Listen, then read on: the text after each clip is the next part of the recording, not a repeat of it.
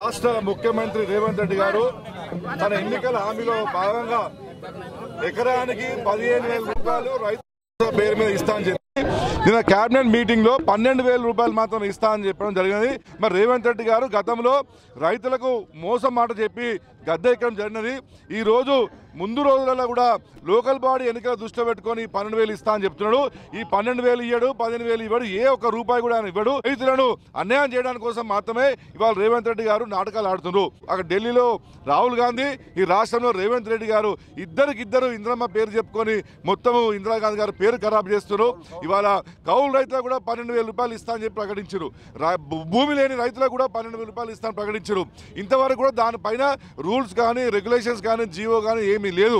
అయితే నువ్వు రైతు డిక్లరేషన్ లో కాంగ్రెస్ పార్టీ చెప్పిందో ఎన్నికల ముందు రైతు భరోసా కింద వెంటనే మీరు 15,000 రూపాయలు ప్రకటించాలి. ఇవాళ రైతుల కన్నీరు చూడడానికి మాత్రం ఏకైక జెండా ఉందంటే అది మాత్రం కేవలం బీఆర్ఎస్ పార్టీ తెలంగాణ విషయం మేము ఖచ్చితంగా చెప్పగలుగుతాం.